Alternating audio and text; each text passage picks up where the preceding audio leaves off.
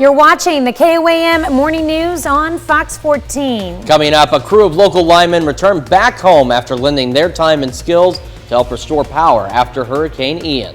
And Hispanic Heritage Month finds a place to celebrate over the weekend, and our own Amber Jenkins takes us to the George Washington Carver National Monument to get closer to the festivities. And the roads are dry across the area right now as you begin your commute, but they'll be a little damper later tonight. We'll talk about rain chances coming up.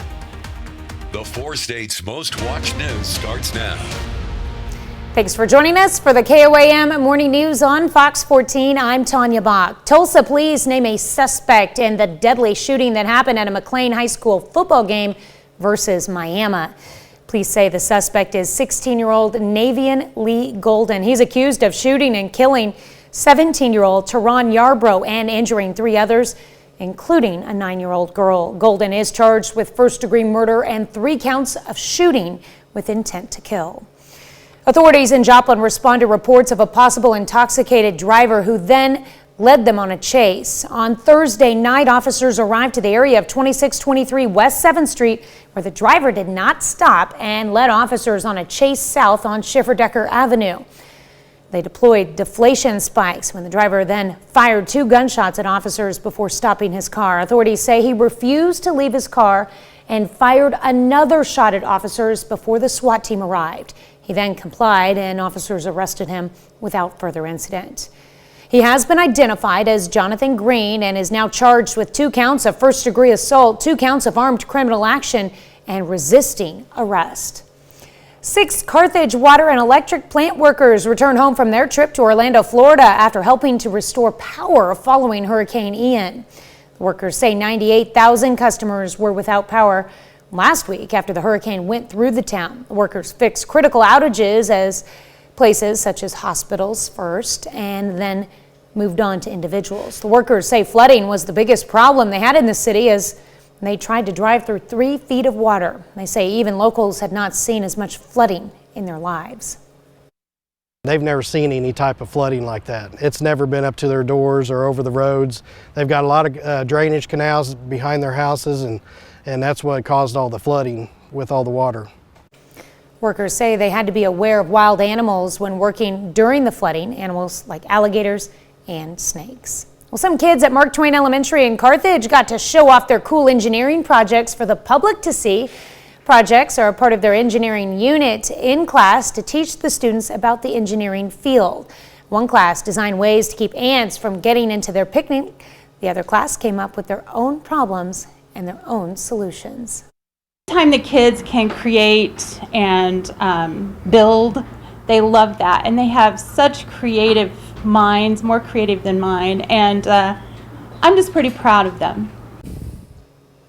There were robots, helicopters, airplanes, all made with simple household items like cotton balls, Q-tips, and paper. We've got some rain on the way this Monday, but before we get to that, it's time for another quick look at what happened on this day in weather history. And back in 1804, a snow hurricane occurred, dumping heavy snow across much of the Northeast from a foot in the Berkshires of Connecticut to 3 feet in the Green Mountains of Vermont. Now, the good news is we don't have any snow to worry about right now. In fact, Skywatch Storm Tracker is clear on the local level, but look down to the southwest as we see increasing showers and thunderstorms across Oklahoma, stretching all the way back from just northeast of Oklahoma City back toward Elk City. And these will eventually make their way to our area a little later today, actually late today. Right now in Joplin, we've got a beautiful sunrise, 59 degrees with a light south breeze. We've got 58 Center, 57 Parsons, 58 Columbus, 59 Neosho, and 55 in Anderson as we start the day. MoDOT camera looking live at, oh my goodness, at 36 in range line in Joplin. Traffic is picking up, but moving along. Green light for your commute weather-wise. Clear skies, 50s for your morning commute, and the rain holds off until later tonight, so we got a green light for your evening commute, and we'll have increasing cloud cover and temperatures in the 70s. Allergy sufferers, we continue to bring you fantastic news as well. 4.5 out of 12 on the pollen count today and a 2.7 out of 12 on the pollen count for tomorrow. And as we go through today, Like I said, today will be dry most of the day, but don't worry, the rain isn't, not thinking about us. It's on its way. We'll be 79 for the afternoon high with partly cloudy skies. Clouds increase this evening, and then we watch the rain and thunderstorm chances increase as well. An early overnight low of 61 at 2 a.m., and then we start to warm up a bit by tomorrow morning as we watch these widespread showers and thunderstorms. Taking a look at the 7 days. So tomorrow we only get up to 68. We hold on to the storms overnight tonight, say between 9 and 11 o'clock tonight. Thunderstorms tomorrow off and on. Thunderstorms Wednesday off and on, 73. A slight warm up heading back into the weekend, and then we watch additional shower and thunderstorm chances Sunday, and temperatures start to drop back. And Tuesday and Wednesday, there's a very low-end chance that we could see a strong or low-grade severe thunderstorm with some of this activity. We're not expecting anything widespread or anything too crazy, but of course we'll keep an eye on it here in the Skywatch Weather Center for you. But otherwise, we're getting some much-needed rain and some fall-like temperatures across the area. All right, thanks, Chris. Well, later in the show, Jackie Christmas is in studio to tell us all about the Out of Darkness Walk to bring attention to mental health and how you can lend your support. And later, we'll meet an off-duty firefighter who saves the life of a high school volleyball player. You're watching the KOAM Morning News on Fox 14. In Health Watch this morning, how a healthy diet can benefit some cancer patients and a new way to help people who suffer from asthma. Michael George has some of the day's top health stories. An experimental treatment for asthma is showing promise. Researchers at New York University's Grossman School of Medicine have found that blocking calcium signals in cells greatly reduced asthma inflammation in the lungs of mice. And they found this approach does not compromise the body's defenses against the flu. New research finds breast cancer patients with a rare subtype called inflammatory breast cancer have an increased risk their cancer will spread to the brain. Doctors say the finding highlights the need to conduct early brain imaging for patients with inflammatory breast cancer. And eating a Mediterranean diet rich in fiber and unsaturated fats can help melanoma patients fight their cancer. Doctors in Austria say olive oil, nuts, fish, and fiber can all help the drugs used to treat melanoma work better. That's a look at some of the day's top health stories. Michael George, CBS News, New York.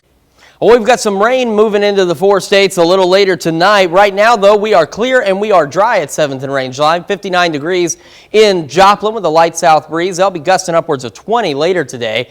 58 Center, 49 Iola, 58 Columbus, 57 Miami, 58 Carthage, and 55 in Monette as we start the day. MoDOT camera looking live at 36 in Range Line. Traffic picking up but moving. A green light weather-wise for your morning commute. Mostly clear skies, temperatures in the 50s. And with the rain holding off until late, we hold on to a green light for your evening commute as well. So we'll see increasing cloud cover and temperatures in the 70s. Allergy sufferers, we've been delivering great news for the last several days, and I just love giving it to you. 4.5 out of 12 on the pollen count today, 2.7 out of 12 on the pollen count for tomorrow. As we go through today, like I said, we'll be dry most of today. 79 for the afternoon high under partly cloudy skies. Clouds increase, and sometime between about 9 and 11 tonight from southwest to northeast, we'll start to get in on shower and thunderstorm activity, dropping to an early overnight low of 61 at 2 a.m. before we turn around and start to warm up just a little bit heading into tomorrow morning. And we really don't warm up a lot because we'll only reach a high of 68 on Tuesday. We hold on to shower and thunderstorm chances Tuesday and Wednesday. On again, off again. This isn't just continuous rain, but rain and thunderstorms nonetheless. We stay cool Thursday, and then we start to warm up gradually back into the weekend before we see another cool down and additional shower and thunderstorm chances by Sunday. And then Tuesday and Wednesday's activity, there's a really slight chance that a few of the storms may be strong, low grade severe. Not expecting anything too crazy, but of course we'll keep an eye on all of the activity. In one way or another, we are all getting in on some much needed rain. We're back with more right after this. George Washington Carver National Monument celebrates Hispanic Heritage Month with Latin dancers, arts and crafts, and more. KOAM's Amber Jenkins has more. Park rangers at George Washington Carver National Monument organize a celebration of Hispanic heritage. The historic monument is a perfect place to host an event that celebrates different cultures and diversity. Well, yes, today is our historic heritage celebration, and we have this event every year to celebrate National Hispanic Heritage Month, and it's a great way of bringing the community together, diversity and inclusion. It's a great way to celebrate National Hispanic Heritage Day month, but just not celebrated today, but celebrated every day. The celebration focused on all ethnic groups within the Latin culture. Culture reflects a lot of, cuisines of different ethnicities, all Latin America, but more than anything, our Hispanic culture has a lot of art. And I like to exhibit a lot of artifacts that are handmade. And it's just beautiful to see elders create this with their own hands and love and passion for the culture. Showcasing and celebrating Hispanic heritage keeps the culture alive. The significance is that we don't want this to fade away because our ancestors have done it with so much care and passion. We want to make sure we're educating the community that this is a talent, that we don't want it to be forgotten. Celebrating the diversity within the local communities creates unity. Well, I think it's important because it brings families together, and that gives them the opportunity to feel like they're at home, no matter where we're at in the U.S. Let's just say, bringing a little bit of our culture back helps them to feel a little bit more at home, and I think that's very important in all communities. Reporting at George Washington Carver Monument, Amber Jenkins, KOAM News. Looks like it was a fun event, and it ended at 2 p.m. All right, as we take a look at the Skywatch storm tracker on the local level, we're dry, but we're watching showers and thunderstorms building across Oklahoma, and they'll eventually make their way here later this evening. Right now, at 7th and Range Line, got a decent sunrise for us, and temperatures are decent too. 59 degrees with a light south breeze. And across the area, we've got 55 for Donia and Chanute, 57 Parsons, 56 Fort Scott, 54 Nevada as we start the day. Live MoDOT camera looking at 36 in Range Line and Joplin. Cars picking up, and weather-wise, we got a green light for your morning commute. Mostly clear skies, temperatures in the 50s, and a green light for your drive home today, as we'll be partly cloudy to mostly cloudy with temperatures in the 70s. Now, as we go through today, we will warm up eventually to a high of 79 degrees under partly cloudy skies. But don't worry, the rain will get here. It'll just be late tonight. Somewhere between, say, 9 and 11 o'clock is when it'll start to move into the area. We'll drop back down to 61 early for an overnight low at 2 a.m. before we turn around and start warming up by sunrise tomorrow. But we hold on to shower and thunderstorm chances for the next few days, next couple of days at least. 68 on Tuesday, 73 Wednesday, showers and thunderstorms both days. They'll be on again, off again storms. We clear out and start warming up heading into the weekend, and we watch another cool down and some additional shower and thunderstorm chances by Sunday. And we just want to keep reminding folks that Tuesday and Wednesday, there is the slight chance of a strong to low-grade severe thunderstorm with some of this activity on Tuesday and Wednesday, primarily Tuesday. And of course, we'll keep an eye on it for you. We're not expecting any widespread severe weather or anything too crazy like that, but we'll watch the storms in case any of them decide to get a little bit on the nasty side. But one way or the other, we've got at least a couple of good days of much needed rain here in the 4 states. We're back with more right after this. It's time to honor today's 4-state hero, Petty Officer First Class Sheldon Smith. A native of Girard, Kansas, began his service in the Persian Gulf on board the USS Antietam CG-54. To Petty Officer First Class Sheldon Smith, we thank you, today's 4-state hero. Well, a high school athlete in Iowa is on the road to recovery after going into cardiac arrest during a volleyball game. Wow. Luckily, an off-duty firefighter was there and knew what to do. Lauren Johnson has the story. She was in cardiac arrest. It's a story of being in the right place at the right time for Rob Zeiss, the assistant fire chief for the Saylor Township Fire Department. Back in August, he was attending a volleyball game of his daughter's when her teammate, Abby Estrada, collapsed. Those moments he spent trying to resuscitate her were crucial before medics arrived. I'm thankful that I had the training and knew what to do in that situation. It'll be a long road to recovery for Abby. She's been able to make some progress, like regaining her ability to talk. Her mother says long QT syndrome caused her to faint. The condition causes the heart to beat chaotically and fast. Her teammates still have that day fresh on their mind, and they say her absence on the court is felt. I've known her since kindergarten, and we've been best friends since like 3rd grade. And we've always played not on the same team, but played games together. I feel empty without her here. She's now getting treatment at ChildServe for the brain injury she sustained in her incident. At a tournament her team played on Thursday, their coach could be seen wearing an Abby Strong shirt. Her teammates sported purple ties on their shoes, Abby's favorite color. I think she'd be very proud of us. I think she's always proud of us. All by knowing CPR, Abby gets another chance at life. Zeiss encourages all to learn the skill. You never know who you could help. It's only, 4 hours out of somebody's day to learn how to do CPR, and I would strongly recommend that people take the advantage to take a class near them and learn how to do CPR, because you will never know when you're going to need it. You definitely will save somebody's life. Oh, thank goodness he was there. Yeah, right place at the right time. Mm-hmm. Well, Rob Zeiss has organized a GoFundMe for Abby Estrada to help her family pay for all the medical expenses. An absolutely incredible story. And we have an absolutely incredible forecast in terms of the possibility of rain in the area. Live look at 7th and Rangeline right now, 59 degrees in Joplin with a light south breeze, but that breeze will be gusting upwards of 20 miles an hour later today ahead of these incoming showers and storms. We've got 48 Iola, 56 Pittsburgh, 55 in Neosho, and 51 in Anderson as we start the day. Live look from MoDOT's camera, looking at 36 in Rangeline in Joplin. Traffic moving along, and weather-wise, got a green light for the rest of your morning commute. We're in this section right about here. We'll have clear skies, temperatures still in the 50s, and as you drive home, the rain holds off until later tonight. So we've got another green light for your drive home.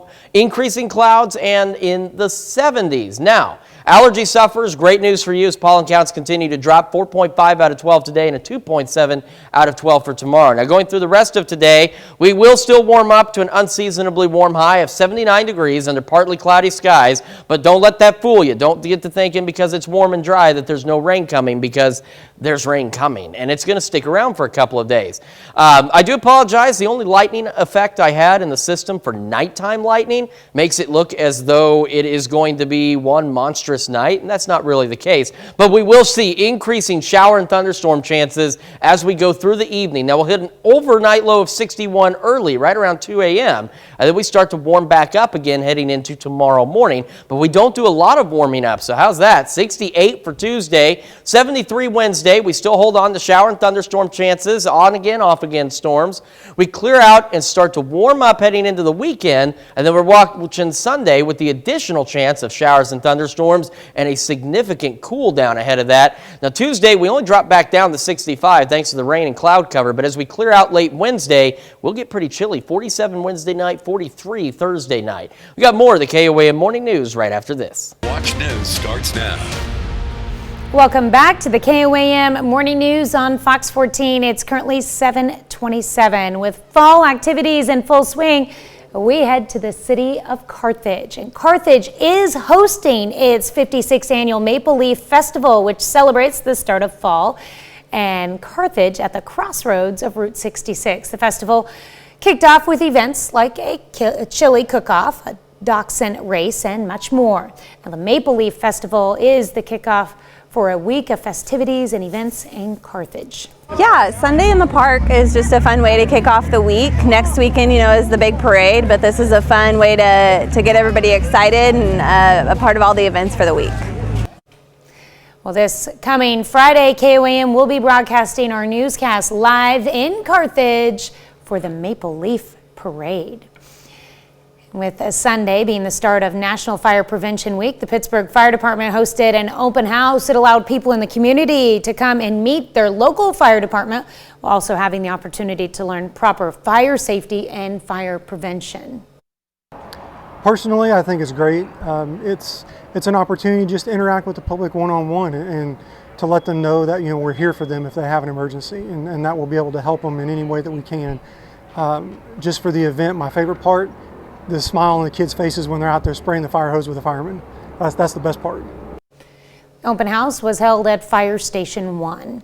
Thomas Jefferson Independent Day School is celebrating 30 years of being open. To celebrate 3 decades, the school had a pancake breakfast served up by the Chris Cake's Master Pancake Flippers. There was also a multitude of events for families, including inflatables, games, and more. Well, I think it's just important to know that, we're here to build a good community. That's really what TJ is about, to educate kids to create a better future. And I think, this feels like a good future, so.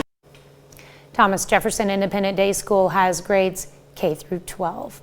Well, this weekend marked the 39th annual Pelican Festival in Grove, Oklahoma. KOAM's Carrie Worthen was there to join in on the fun. Come see the Pelicans.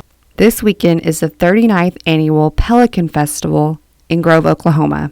It's a very important event for the Grand Lake area. We bring people from a 4-state area, sometimes even 5. We'll have people from Texas here.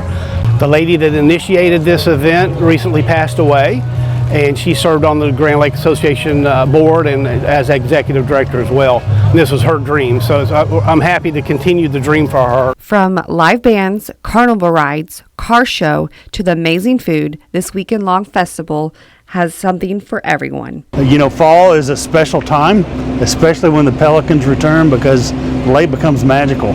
Josh Goff is just one of many vendors set up at the Pelican Festival. I think it's a great, opportunity for people who have lived here for a while to get back out and reconnect with others. I think people who are maybe not from here, it's a great opportunity to get out and meet people and just see everything that Grove and Grand Lake has to offer, because there's a lot. We will have pelicans fly over the park at some point during the weekend, so if you want to see white pelicans, Grand Lake is the place to come. In Grove, Carrie Worthen, KOAM News. Well, Sunday, of course, marked the last day of the festival, but if you'd like to see a list of all the weekend events that happened, you can go back to our website at KOAMnewsnow.com. Well, this morning we're discussing U.S. support for Ukraine. Now, Russia ramped up shelling attacks on Ukraine following a massive explosion that destroyed part of the only bridge that links Crimea to Russia. The bridge provides a key route for the Kremlin's war effort in southern Ukraine. The shelling left more than a dozen people dead and many others injured. And one resident in a building that had been damaged asked why it had been targeted, as the area has no military facilities. This latest round of violence follows President Joe Biden's off-camera remarks about the Russian president's possible use of nuclear weapons. The U.S. to date has spent roughly $54 billion on aid to Ukraine. Which brings us to our question: should the U.S. continue its support for Ukraine? You can vote yes or no. So far, 67% of you say yes, 33% of you say no.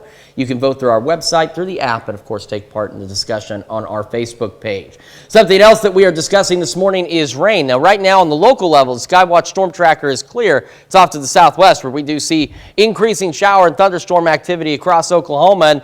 And you can see which direction it's moving, slowly but surely off to the northeast, and it will get here later tonight. We'll be dry most of today. In fact, we are dry right now with a few passing clouds in Joplin. 59 with a light south breeze, but it'll be gusty at about 20 miles an hour or so later today. 52 Fredonia, 59 Columbus, 55 Neosho, 58 in Carthage as we start our Monday morning. And a last check of the commuter cast, 36 in Rangeline, MoDOT camera there, live look, looking good, clear, green light for what's left of your morning commute.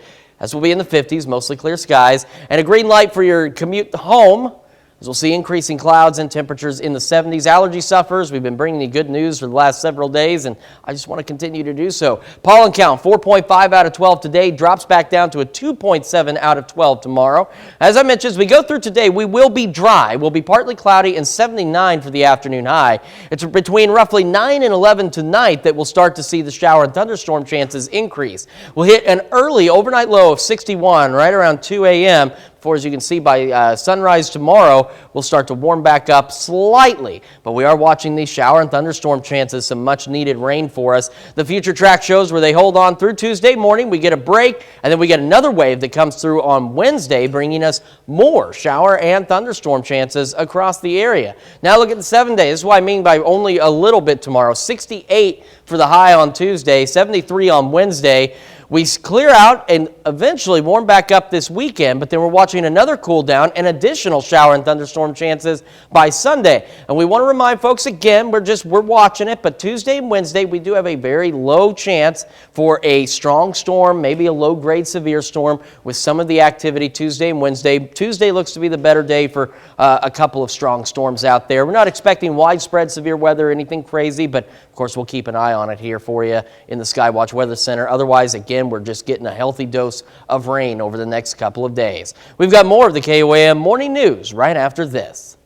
Welcome back to the KOAM Morning News. As it is World Mental Health Awareness Day, we have a special interview to go right along with that. Coming to Joplin this Saturday is something known as a Out of the Darkness community walk. And it's meant to not only bring awareness of suicide and mental health conditions, but it's also meant to be a journey of remembrance, hope, and support. And we are welcoming Jackie Christmas to the show. Good morning to you. Welcome.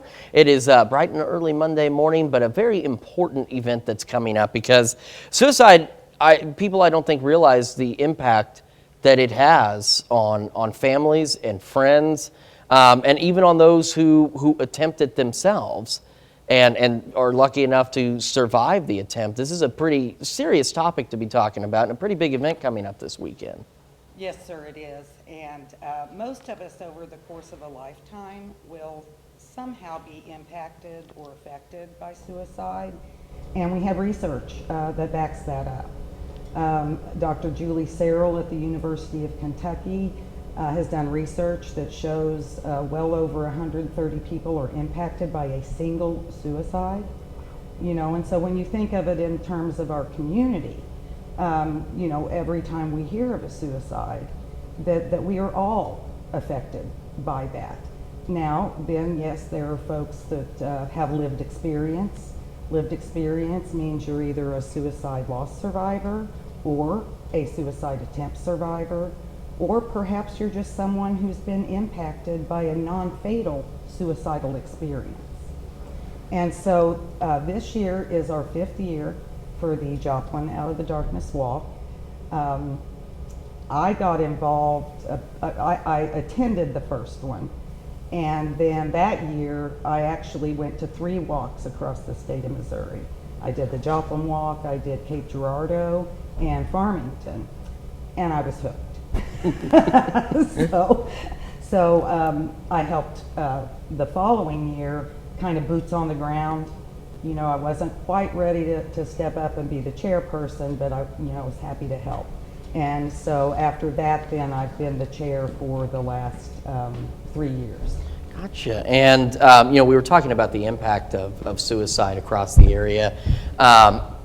In the news business, most suicides typically aren't reported on, and it's one of those things you may not necessarily hear about it, but is it something that is becoming, I can't think of a better phrase, but commonplace? I mean, are we seeing a rise in suicides across the country, and is that something that causes concern and alarm with folks like yourself who are involved in these kinds of events?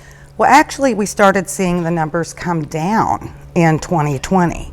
And so suicide went from being the 10th leading cause of death to the 12th leading cause of death.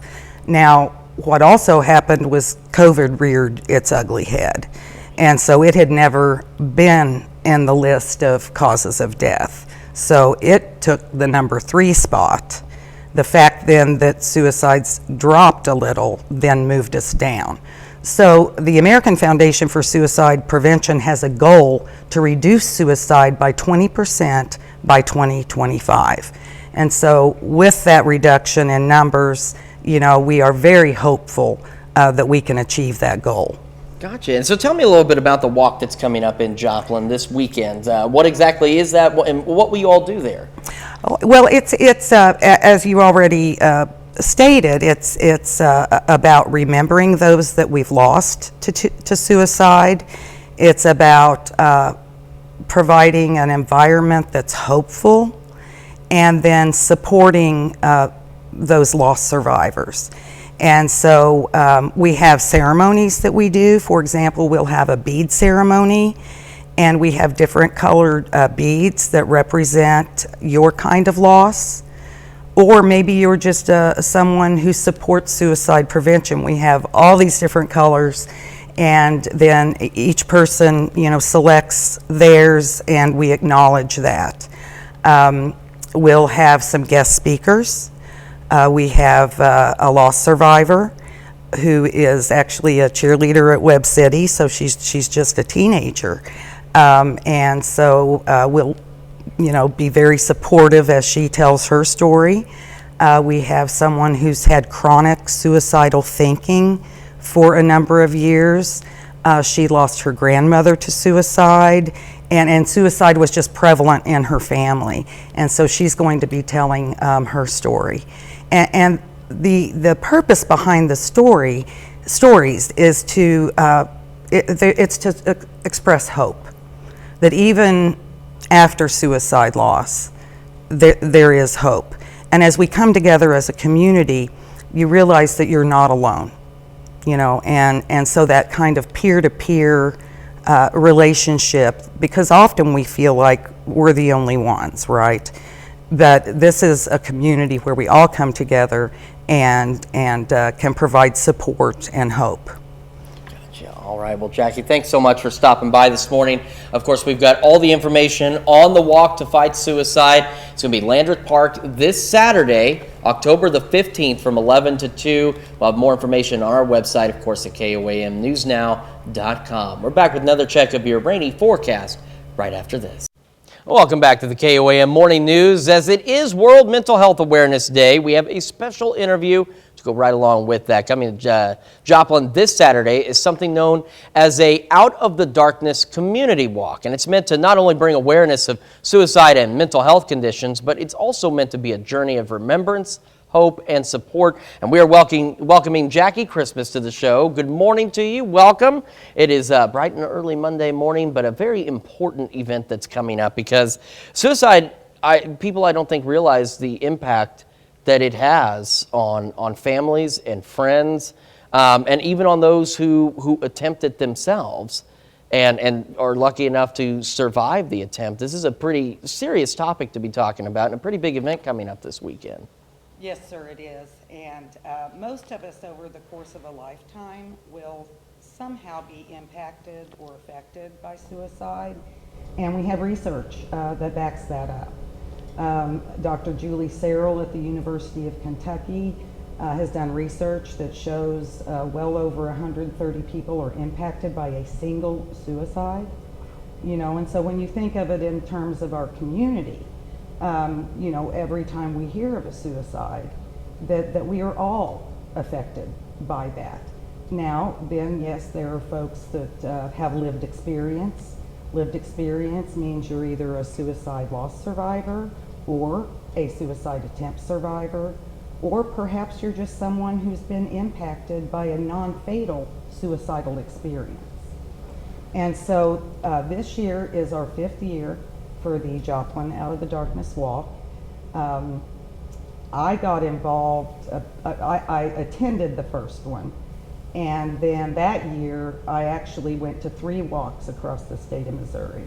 I did the Joplin Walk, I did Cape Girardeau, and Farmington, and I was hooked. So I helped the following year, kind of boots on the ground. You know, I wasn't quite ready to step up and be the chairperson, but I was happy to help. And so after that, then I've been the chair for the last 3 years. Gotcha. And, we were talking about the impact of suicide across the area.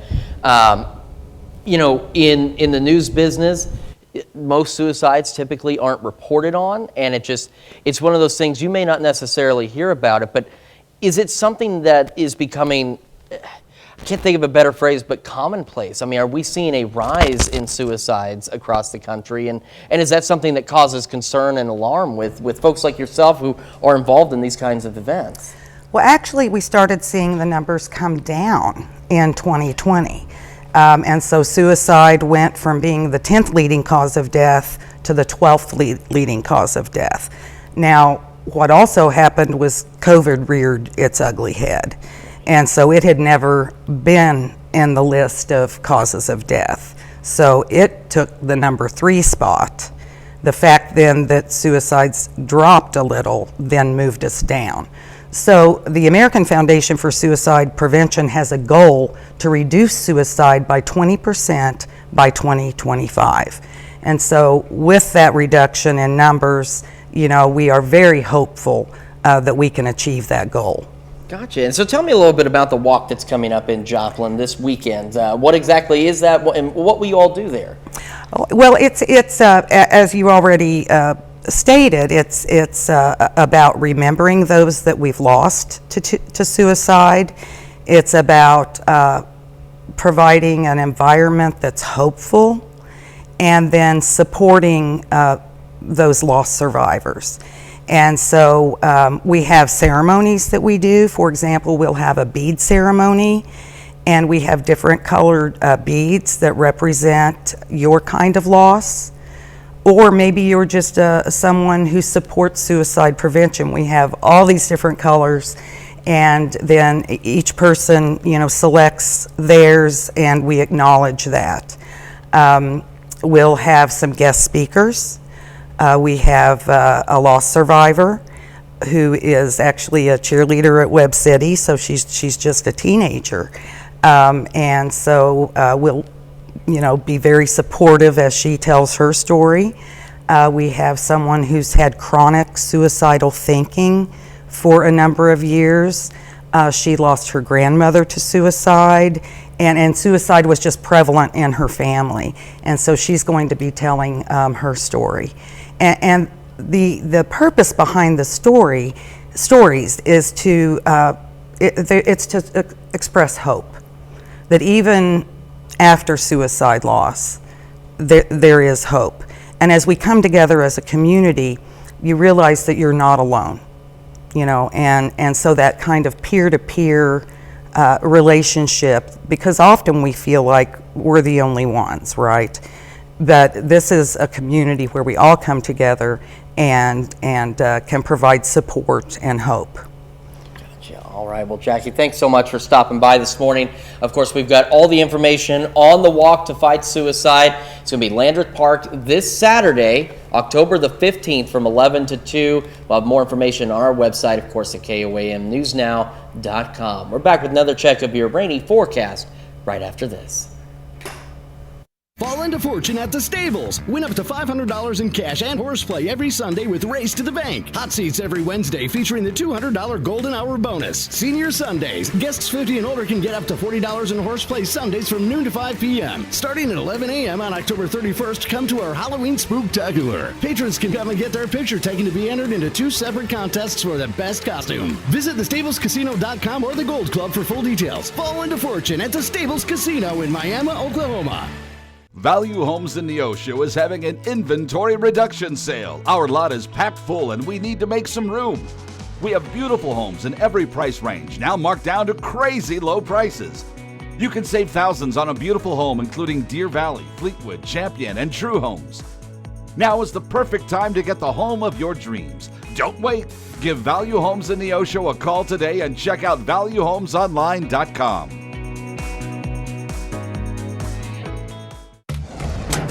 Hey neighbor, you switched to T-Mobile home internet yet? Trim your hedge. It's $50 a month with no price hikes. Bam! It runs on T-Mobile's wireless 5G network, so all you gotta do is plug in one cord. T-Mobile 5G home internet. Just $50 a month. No price hikes, no hidden fees. I did it. Ah! I switched to T-Mobile home internet and I am loving it. Don't sneak up on me like that. Why didn't you tell me to switch earlier?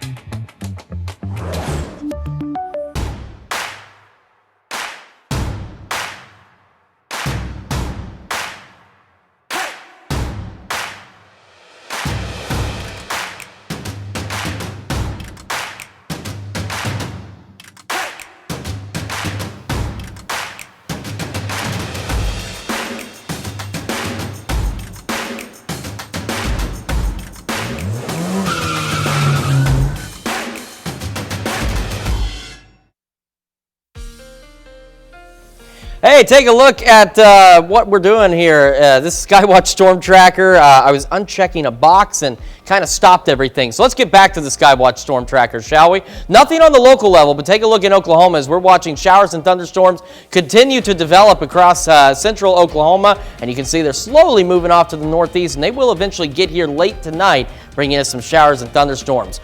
We do have some cloudy skies, partly cloudy skies. Otherwise, they're mostly clear out there. 59 to start the day in Joplin with a light south breeze.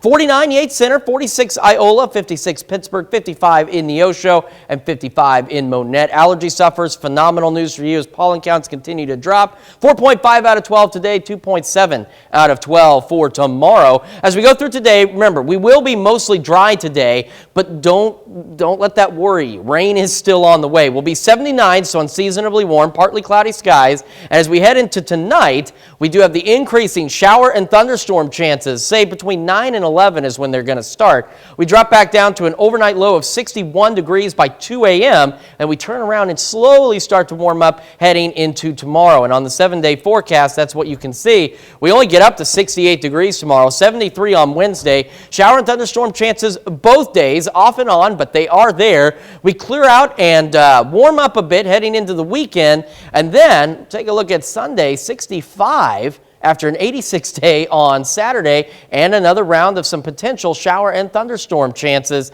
across the area. And I do want to just remind folks, and this is just because there's that possibility. Nothing crazy is expected, but Tuesday and Wednesday, we could see an isolated strong storm, maybe a low-grade severe storm out there. We're not expecting widespread severe weather. We're not expecting anything widespread or very severe at that, but there's a chance that a couple of them could get a little unruly, with a better chance of that happening on Tuesday. Of course, we'll keep an eye on it here in the Skywatch Storm Center for you, in case they do get a little nasty. But otherwise, we're just getting a healthy dose of rain over the next couple of days.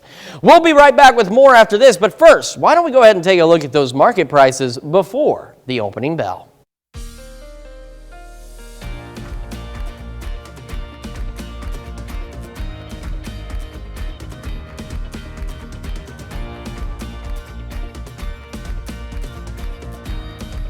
Well, it is the spooky season. It certainly is. And one man from Illinois is carving out his place in the history books, growing the biggest pumpkin in the state this year. Oh, I love these stories. Mark Rivera has his story.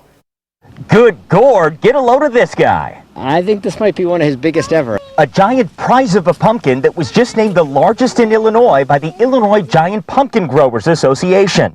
People that have never seen it before, that's what it's all about, seeing those reactions. Joe Atkins is that gifted grower who found his calling carving pumpkins and wanted more. With the carving aspect, I wanted to get into bigger and bigger mediums, so I decided that I'd have to grow them to get to the size that I wanted to carve. Now, at the risk of playing whack-a-mole, Mark, I'm going to give you some of the stats on these gargantuan gourds. This is the biggest squash in Illinois, weighing in at 929 pounds.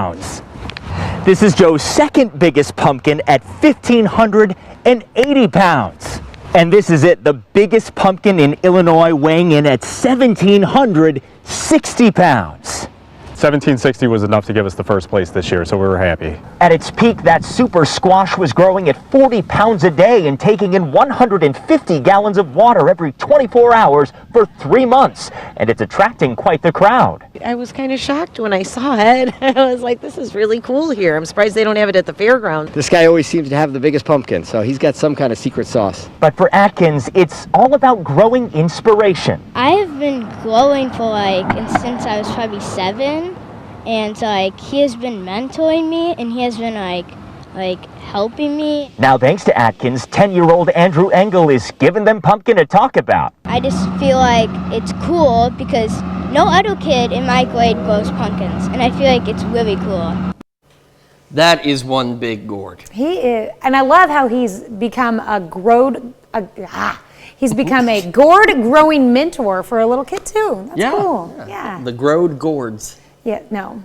Gourd growing, yes. I got it. It took me a couple, but I finally got it. It's all right. I've been having trouble with speaking all morning long, and so I don't know why. I'm sorry. Yeah, it's twister. Something about Monday morning, lack of coffee. I'm not sure, so I apologize to there it is again. All of our viewers at home who have had to deal with this all morning long. Did you call them our growers? Oh my gosh, what is going on here? All right, maybe it's just because of the smell of rain this morning. Yay!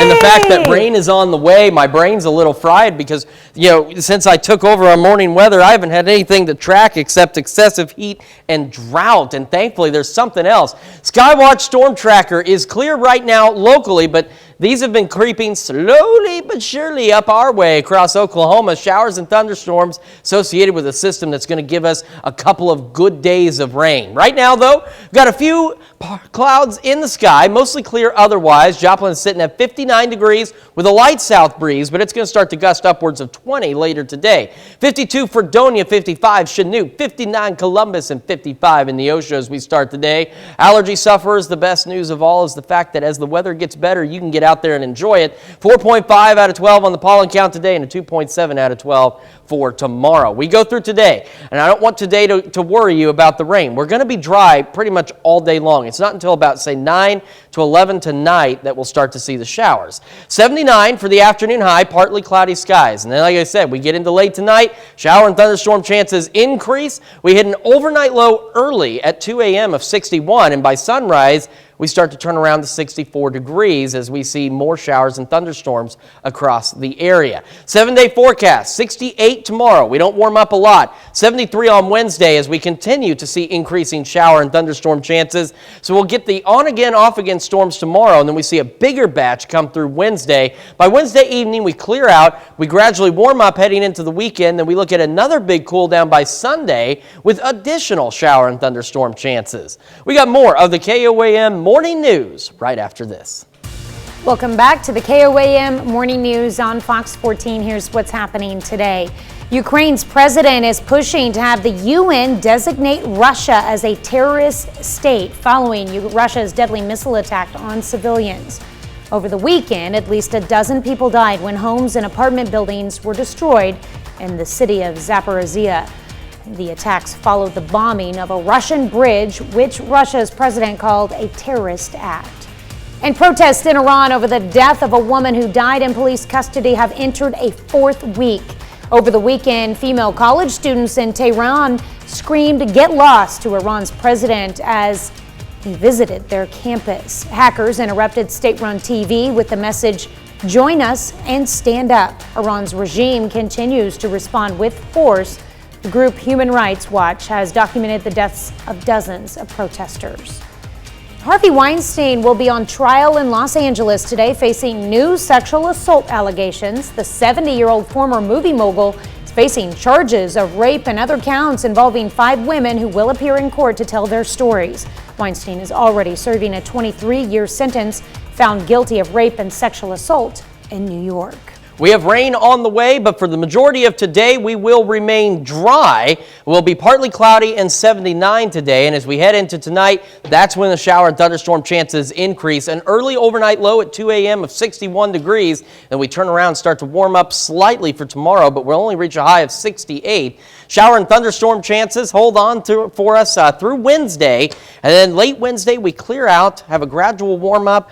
And then we watch additional shower and thunderstorm chances and a cool down by next Sunday.